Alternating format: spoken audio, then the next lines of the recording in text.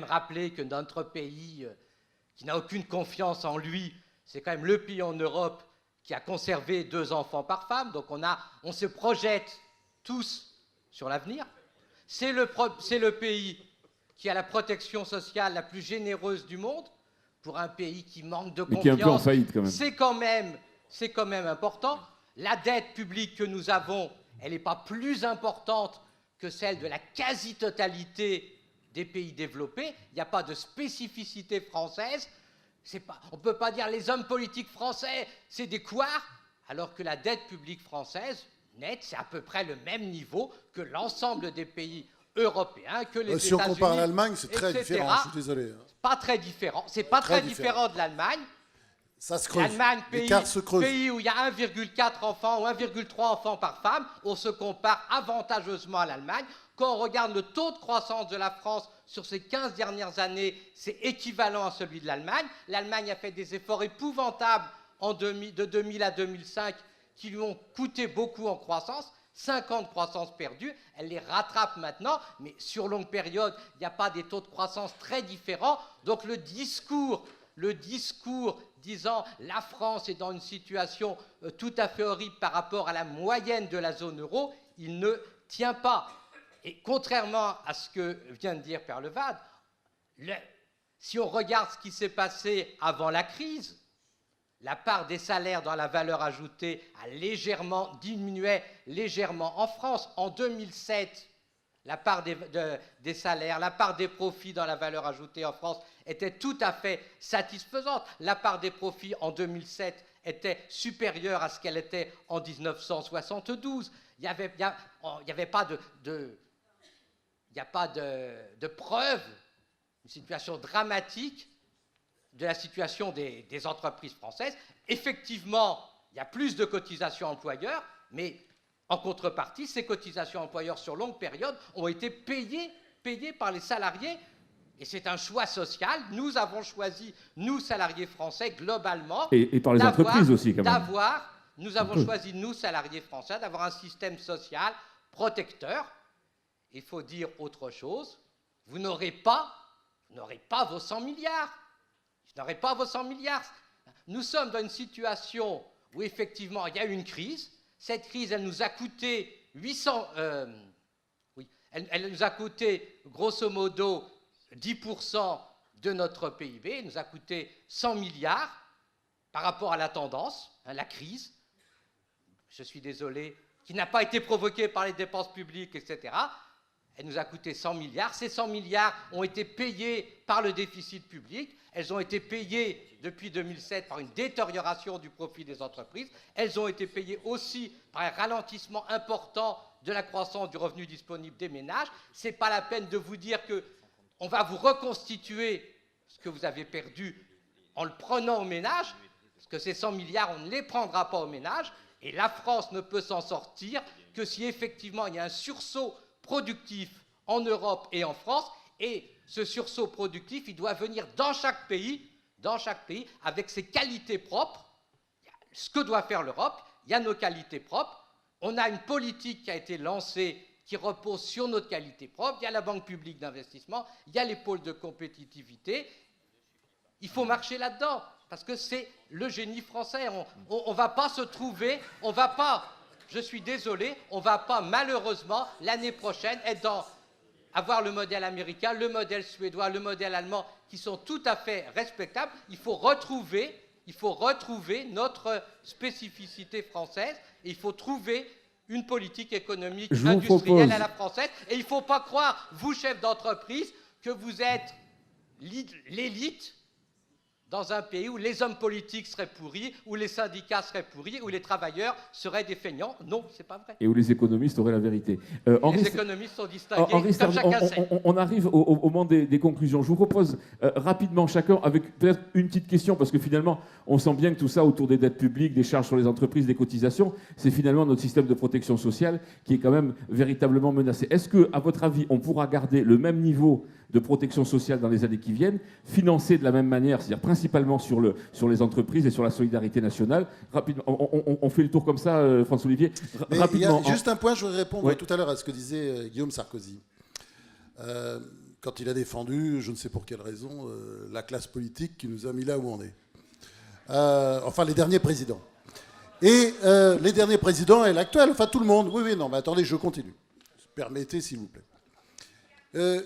Je pense qu'il y a quelque chose qui est très juste qui était dit par Jean-Luc Chauvin et les organisateurs au début sur le fait qu'il y a besoin d'un patron pour Marseille, pour la métropole. C'est vrai qu'il y a toujours besoin d'un patron. Et on sait très bien que les gens qui achètent des entreprises, que ce soit les tapis, les Bazin, etc., on sait très bien qu'enfin Bazin, avant qu'il reprenne son nouveau job, on sait très bien que le marqueur, le point principal, c'était on ne peut racheter une boîte avec de mauvais résultats que quand le patron est con. Quand le patron est bon, il faut pas. On ne pourra pas faire mieux. Je crois que le responsable, c'est vraiment la clé. On sait très bien dans les entreprises, hein, il y a les bons et les mauvais patrons. Et quand un patron est bon, en principe, ça marche. Et si ça ne marche pas, c'est que le secteur est pourri, que voilà, il faut changer. Et je pense que c'est aussi la même chose en politique. Et moi, quand je reviens là-dessus, ce n'est pas une accusation globale de la classe politique. Je la fréquente depuis trop longtemps et je vois trop de gens formidables à tous les niveaux, Xavier. Donc ce n'est pas une accusation, évidemment, globale. Ce n'est pas une accusation globale. Je peux citer des tas de gens, que ce soit, par exemple, on parlait de Raymond Barre, ça c'est tout à fait un modèle et un exemple. Alain Juppé aussi, très courageux en 1995, il s'en est pris plein la gueule, mais enfin courageux. Et Chirac aussi, d'ailleurs, dans la foulée. Après, ça lui a appris, il n'a plus rien fait.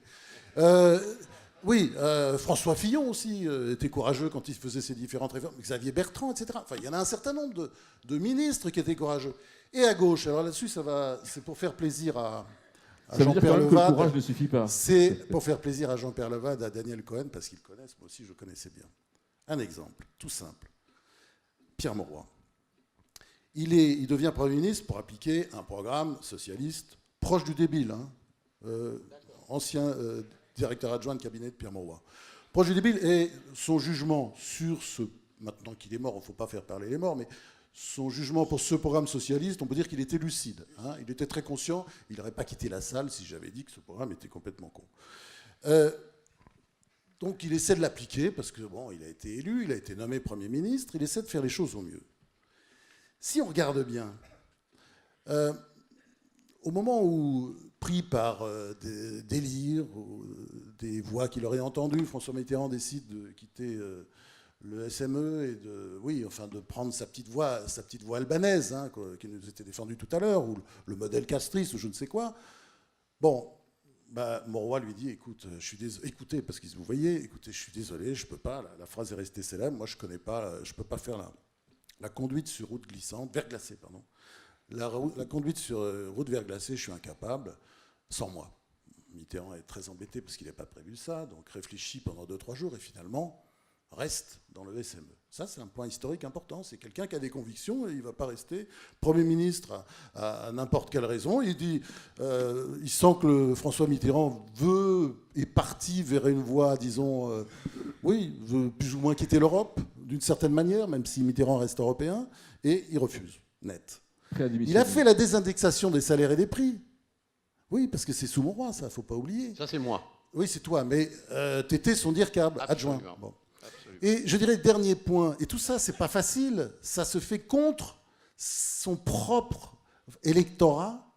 Il a fait tout ça contre son propre électorat, et je trouve la chose la plus extraordinaire qu'il ait pu faire contre son propre électorat, c'est contre son fief même. Il arrête le charbon. Alors que le charbonnage, par définition, c'est le Nord-Pas-de-Calais. Donc, c'est-à-dire que vous avez quand même... Et il y va lui-même l'annoncer aux mineurs du Nord. Aux mineurs du Nord. Et je vais vous dire, c'est là, parce que c'est évidemment, j'ai une petite idée derrière la tête quand je parle de Pierre Mauroy, et d'un certain nombre de gens que j'ai cités avant. Il y a un problème derrière tout ça. Et là, je vais peut-être te rejoindre sur la réforme constitutionnelle, mais ce n'est pas tout à fait la même. Moi, je me demande souvent si notre problème, même si ce n'est pas tout à fait avéré aux États-Unis d'ailleurs, mais notre problème...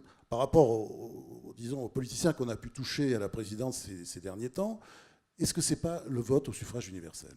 Voilà. Moi, parfois, je me pose la question, parce que Pierre Mauroy... Non, mais attends, je sais. Puis, de toute façon, ce n'est pas une question qu'on règle comme ça. Mais Pierre Mauroy, il n'était pas vraiment éligible. C'est d'ailleurs pour ça qu'il ne s'est jamais présenté. Merci. Alors je disais, on en arrive rapidement un peu aux conclusions. Je disais, il y a un sujet quand même qui est un peu le nœud gordien de tout ce qu'on a évoqué aussi, exception française, c'est protection sociale à la française. Henri Sardignac disait, on a la meilleure protection sociale du monde, tout le monde nous l'envie. Est-ce qu'on va pouvoir la garder? À quelles conditions? Un petit mot rapidement chacun là-dessus, parce que tout à l'heure Xavier Bertrand me disait, effectivement, la protection sociale telle qu'on la connaît aujourd'hui, financée par l'entreprise et sur la solidarité nationale, et pas sur la solidarité nationale, ça a une limite. Henri Sardignac, rapidement, à votre avis, est-ce qu'il y en a pour combien de temps de cette protection sociale à la française? Rapidement.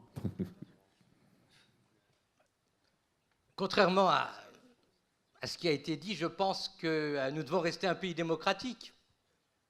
Je pense que nous devons rester un pays démocratique. On ne va pas élire tous les 7 ans un dictateur qui fera une politique différente de la politique pour laquelle il a été élu.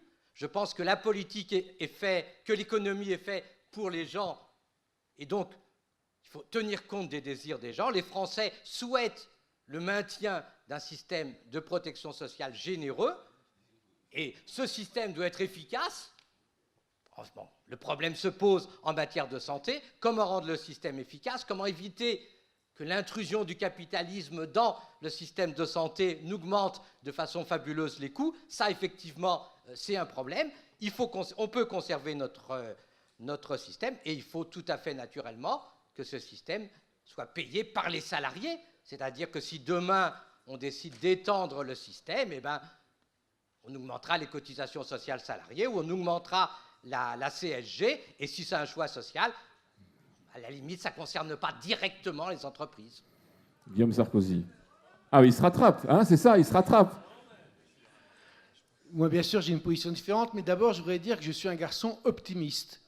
Donc, je crois qu'il y a des solutions. Je crois que les Français sont en train de changer. Ça commence, peut-être pas tous, mais c'est en train de changer. Je ne crois pas du tout une seconde au mythe totalement absurde qui a fait que des catastrophes dans l'histoire de France du sauveur. Je crois que nous avons besoin de leaders qui viennent de partout dans le dialogue et qu'on va avancer comme ça. Alors, bien sûr, il faut réformer. Pour la santé, une phrase, il va falloir changer, modifier le système, introduire une dose de concurrence, contrairement à ce que dit Henri, il faut introduire une dose de concurrence tout en respectant la sécurité sociale. Une phrase pour décrire le système que nous avons. Nous avons 65 millions de Français qui ordonnancent 220 milliards ou 200 milliards de dépenses de santé qui font vivre 2 millions de professionnels de santé sans aucun contrôle. Voilà pourquoi notre système ne marche plus. Donc ça, on va le faire changer tranquillement, de manière optimiste. Jean-Pierre Leval. D'un mot sur cette question précise, j'ai enfin un point d'accord avec Henri Sardignac, en allant peut-être un poil plus loin que lui. Je pense qu'il est de l'intérêt commun de sortir les entreprises, de sortir le système productif du financement du système de protection sociale, que c'est aux ménages à le financer, et que la question du niveau de la protection sociale, démocratiquement, c'est aux ménages qui, accessoirement, sont les seuls à avoir le droit de vote. Les entreprises ne votent pas. C'est les ménages qui doivent en débattre démocratiquement et déterminer quel niveau de protection sociale ils veulent collectivement. Mais il faut arrêter de faire supporter les dépenses futures de protection sociale qui sont inéluctables en matière de santé, en matière de dépendance, par notre appareil productif. Merci. Vous vous trompez complètement. Le jour où ça arrive, Prenez le micro, Guillaume. Pardon, je suis désolé. Le jour où ça arrivera, vous verrez les cotisations et les taxes augmenter encore plus vite que quand vous le gérez. C'est une erreur stratégique profonde. Ça mériterait un vrai débat. C'est le prochain. Bon, moi, je n'ai pas envie de rajouter grand-chose de plus à ce qu'a dit Jean-Pierre Leval, avec lequel je suis d'accord, comme presque toujours. Mais je vais juste dire quelque chose en plus qui n'a pas tout à fait grand-chose à voir. Mais, ça, c'est dommage. Oui, mais Sardignac et Sarkozy disaient tous les deux la même chose. C'est un mot important. Je pense que la France doit réapprendre l'optimisme. Ça, c'est clair. Il y a vraiment quelque chose qui ne va pas. Hein, quand on voit toutes les forces de ce pays, tous ses atouts, sa beauté, etc.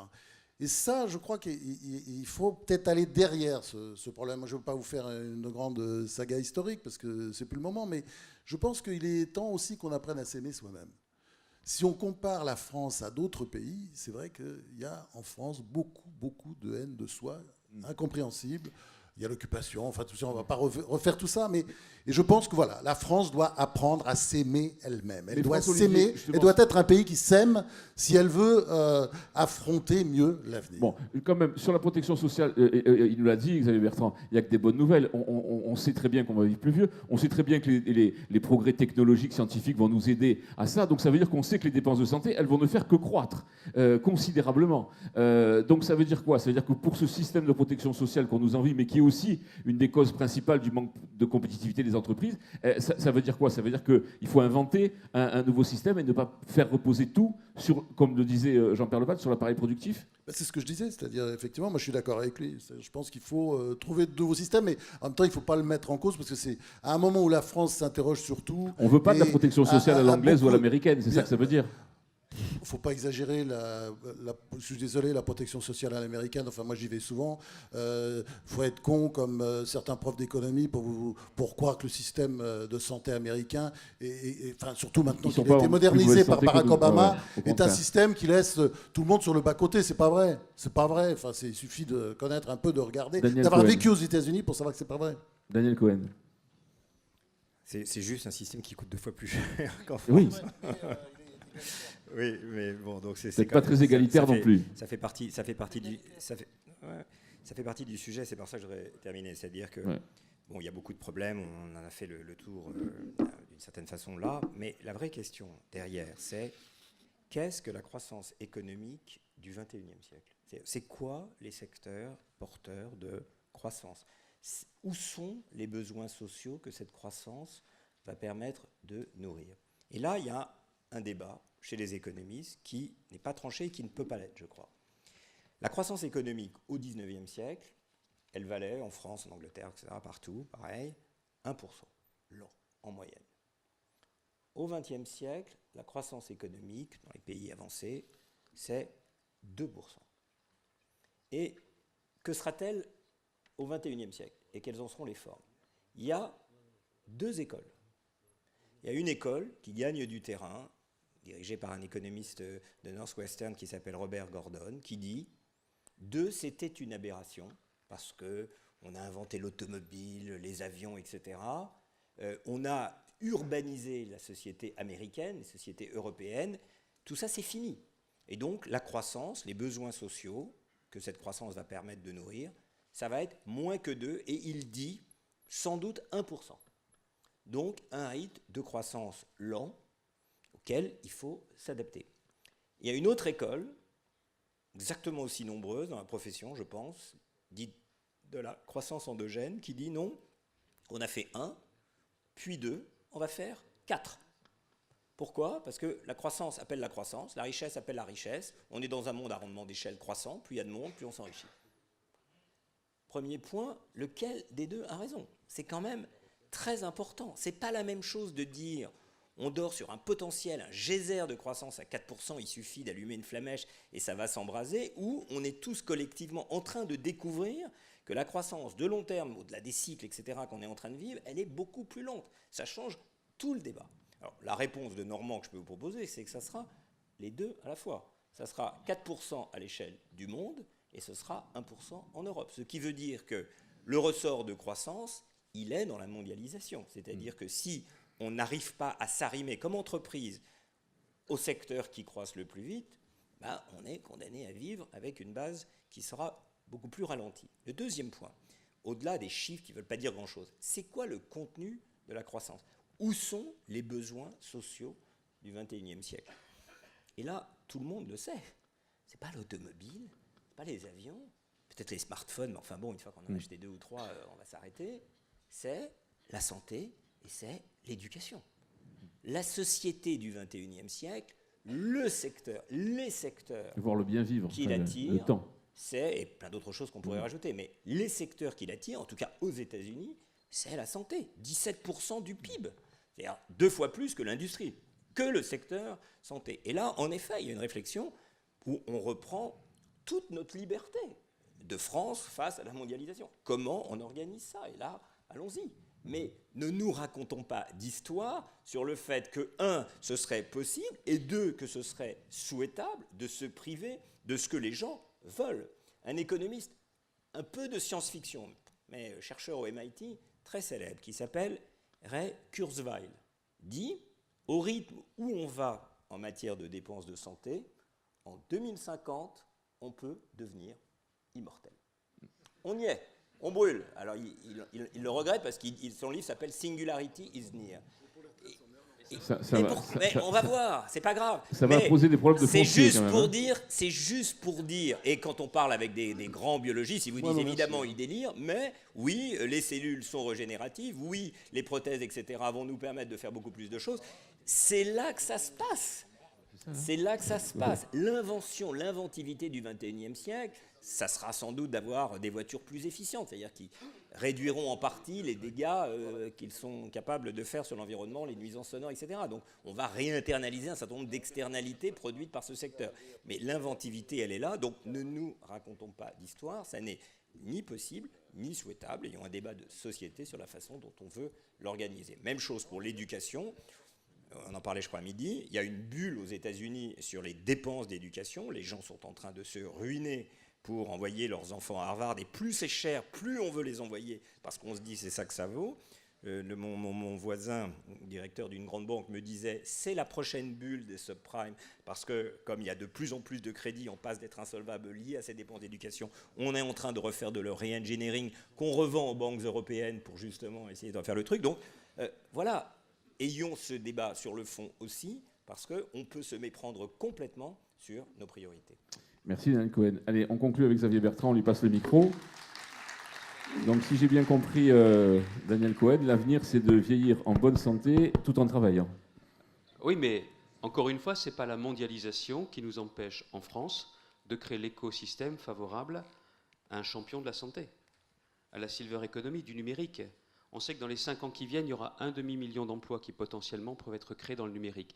Personne ne nous empêche de le faire. Ce n'est pas la mondialisation qui nous empêche de passer à la vitesse supérieure pour explorer et pour justement exploiter le gaz de schiste. Ce n'est pas la mondialisation qui nous en empêche, ça ne dépend que de nous. Ce n'est pas la mondialisation qui nous empêche de mener une réforme des retraites, excuse-moi Guillaume, où on décide au moins 3 choses. C'est que le système par répartition, d'accord, on le garde, il ne suffit plus. À partir de 2030, quand il y aura plus de retraités que d'actifs, le système est donc condamné à terme.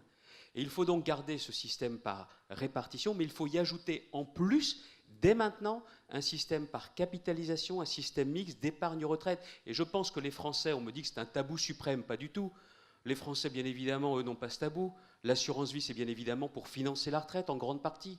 Il est temps aussi qu'on n'ait pas les mêmes tabous que les médias, ou que les syndicats, mais qu'on soit juste en phase avec les Français. La deuxième chose, je crois que les Français sont prêts à faire des efforts, mais tout le monde les mêmes efforts.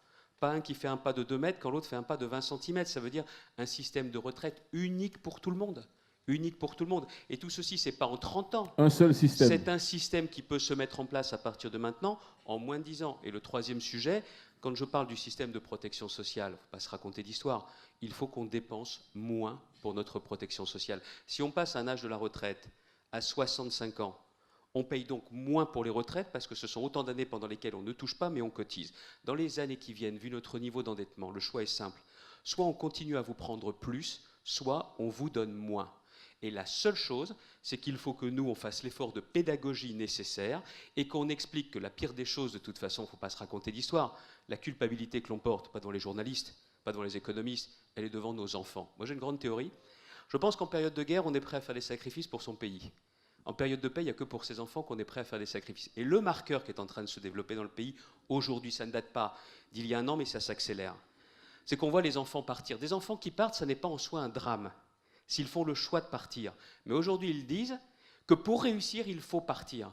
Et le véritable marqueur, pour savoir si ce pays restera un pays leader et qu'il a de l'avenir, si on a fait les réformes, c'est que nos enfants puissent avoir le choix et que pour réussir, ils restent en France. Merci. On peut les applaudir très fort tous les 6. C'était le 13e Forum des entrepreneurs. On se donne rendez-vous l'année prochaine ou certainement bien avant. Merci à vous et à très bientôt.